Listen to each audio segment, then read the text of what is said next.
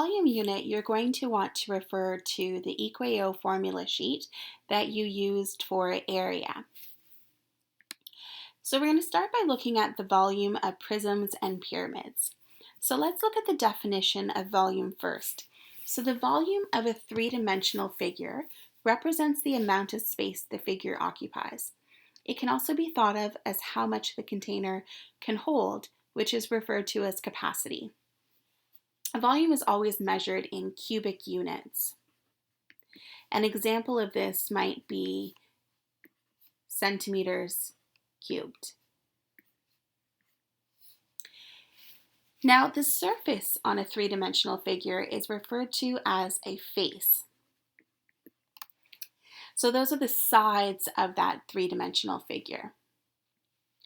We're going to focus on three types of three-dimensional figures within this lesson today. The first is a rectangular prism. The easiest thing to think about when we're looking at rectangular prisms is to think about it as a Lego brick. So the faces of a rectangular prism, if I was to count the sides, would be 6 rectangles.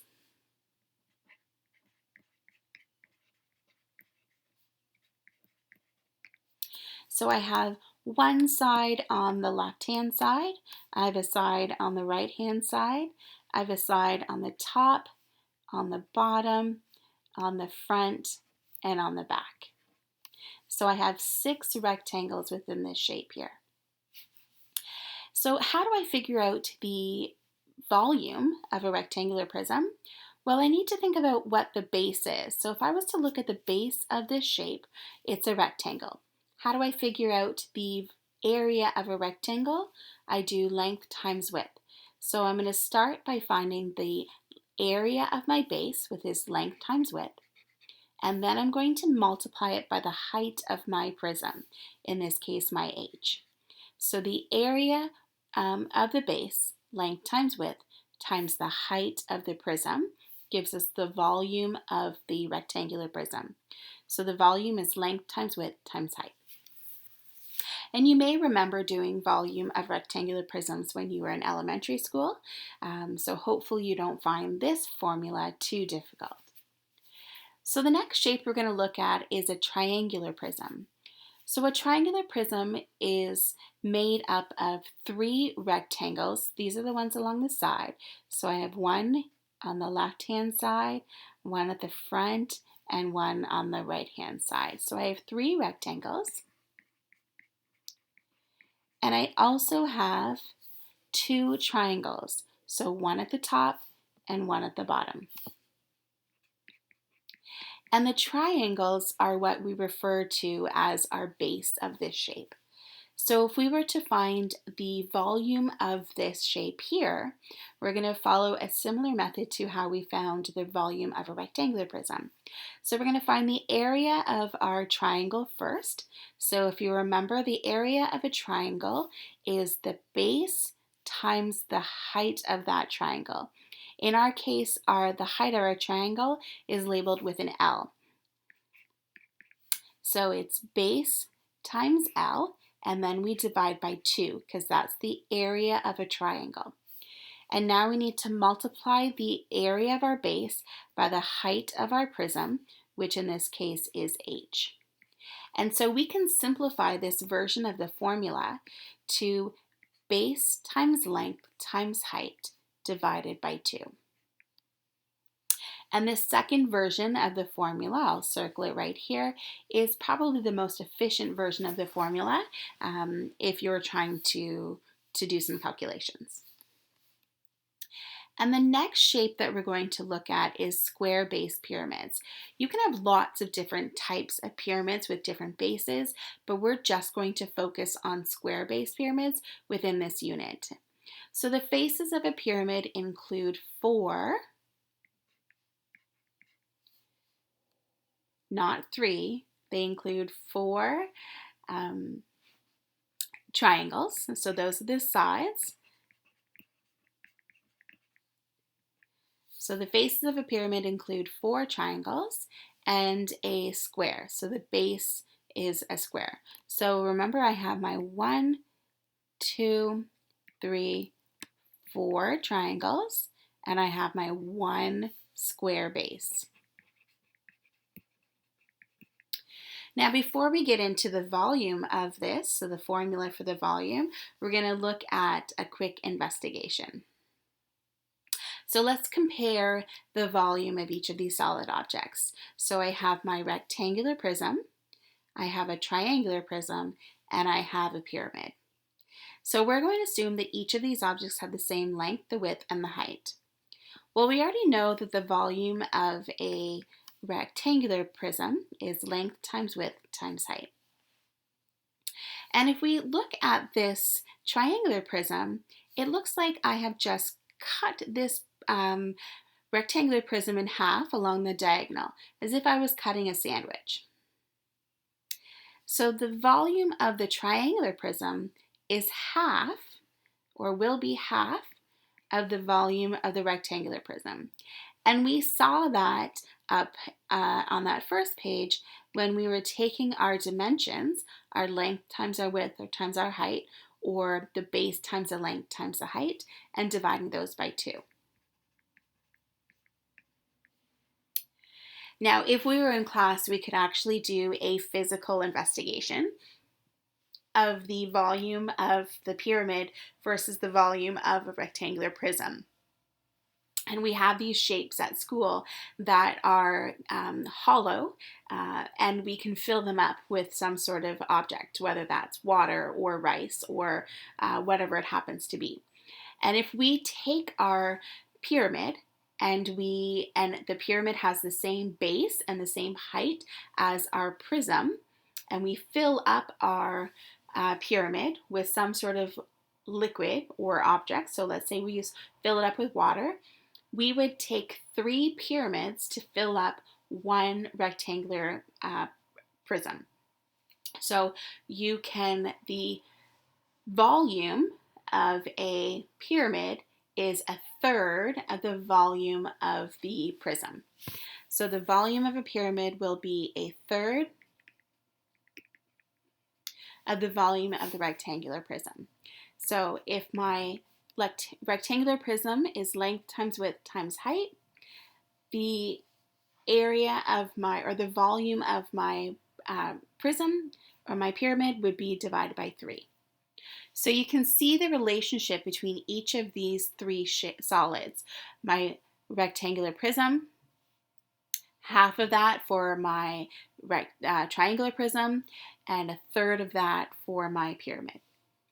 So if I was to take that same strategy and apply it back up to my square base pyramid, my square base pyramid in this example has a base of B and B.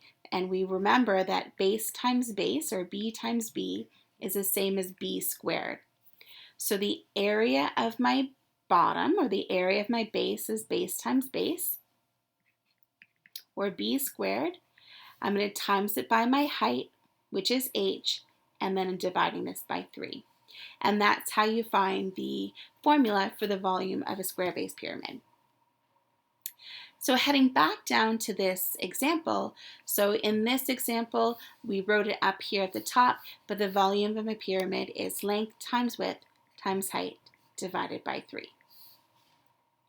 So let's go through an actual example, including numbers this time. So this is a square base pyramid. My square base pyramid has a base, or the squares, the length of 16 centimeters. And the height, so the vertical height of my pyramid, so right from the top to the middle of the bottom, is labeled as 20 centimeters. So I'm going to start by writing the formula, so base squared times height divided by 3. And now I'm going to substitute in the values for my variables. So this is what you did in the last unit when we looked at algebra. So instead of B, I'm writing 16 in its place, so 16 squared. And instead of H, I'm writing 20 in its place. And then I'm dividing this by 3.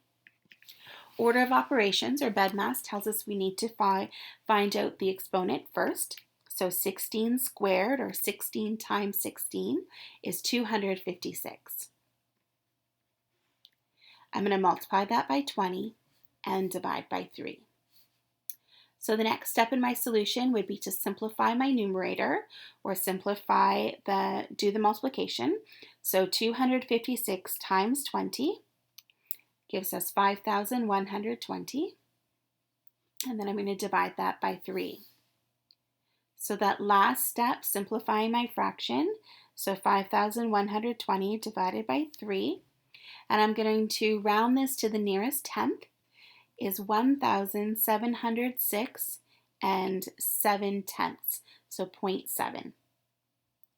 And I know that it's 7 because after the 6 is another 6, and the 6 rounds that other 6 up to a 7. And so not only do I need to calculate the numerical value of the volume, but I also need to include my units. So my measurements are in centimeters, and because it's volume, I cube that. So using the formulas and substituting in the values for the formulas isn't too difficult. But there is a twist. There's always a twist. So in the second to last unit, so we did, when we looked at Pythagorean theorem, so when we did perimeter, we learned how Pythagorean theorem could be useful for us when we are calculating perimeter of a shape. Sometimes that's the perimeter of just a triangle, and sometimes it's the perimeter of a more complex shape or a composite shape. We're also going to take a look at how we can use Pythagorean theorem to help us solve for volume questions, just like we looked at using Pythagorean theorem to solve for area questions. So let's take a look at a couple of examples. So on your formula sheet, you'll notice that when we have a pyramid, so this is still a square-based pyramid, so our bases along the bottom are the same. The vertical height is labeled as h, but you'll also notice that there is another measurement on there which is called your S, or the slant height. And the slant height is that diagonal distance of your pyramid. So in this example, we have a square-based pyramid wax candle that has a base of 15 centimeters. So I can write that in my diagram. And a slant height of 12 centimeters. So this diagonal distance is 12 centimeters. We're going to use this information to determine the volume of wax used for the candle.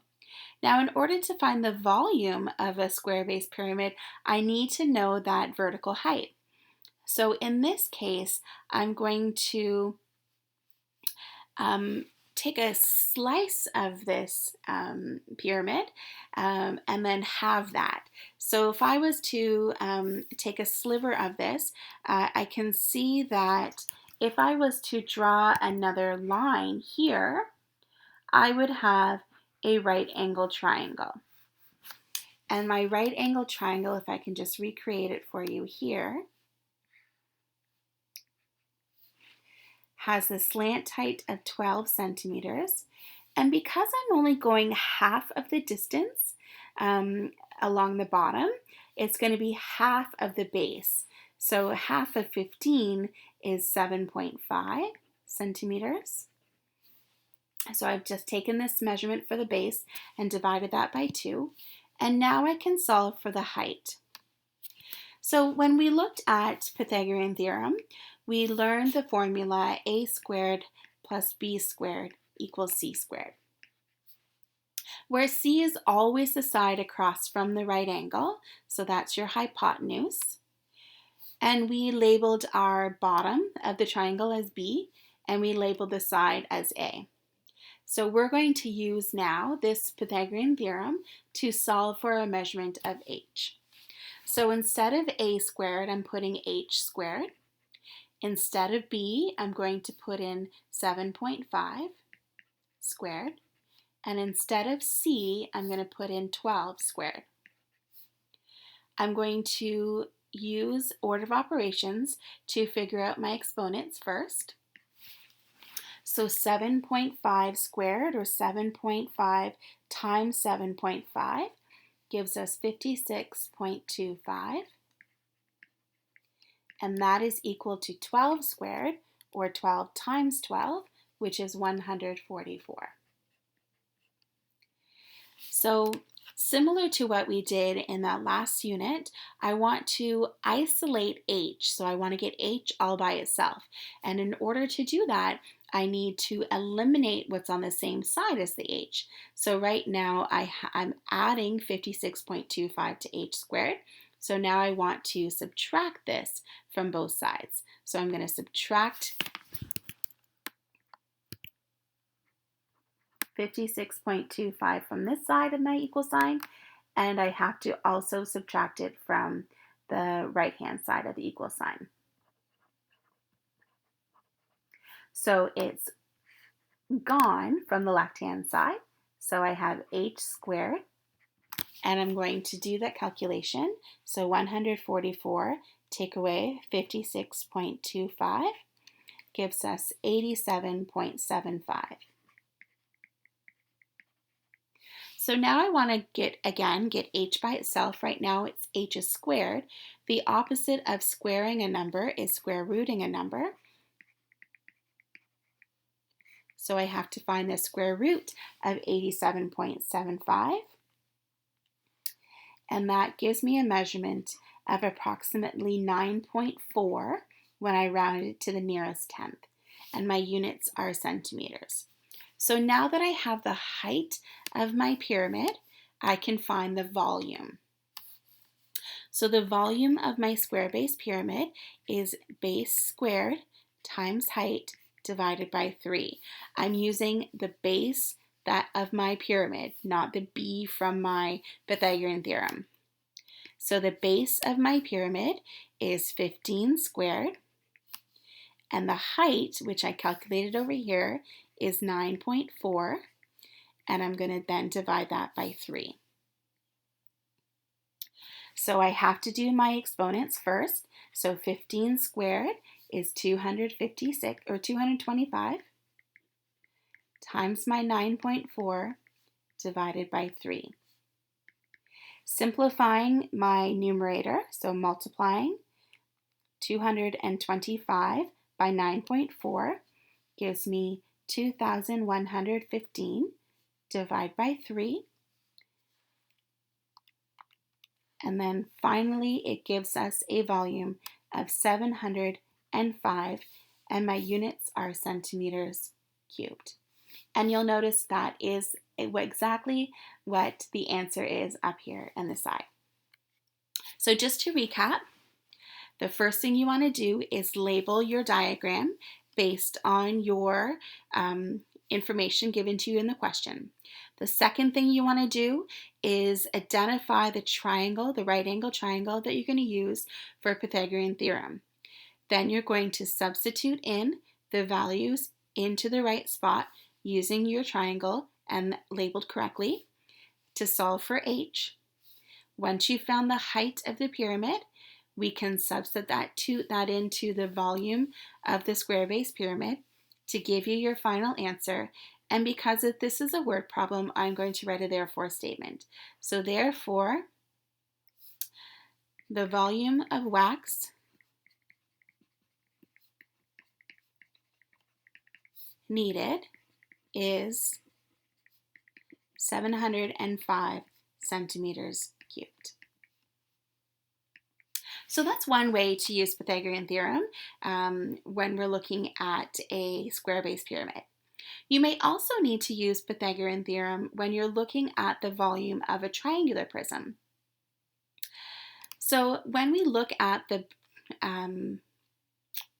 volume of a triangular prism, if we refer back to our formula, it is base times length times height divided by 2, where the base is the base of our triangle, and the length would be the height of our triangle. So in this case, it'd be labeled this measurement right here.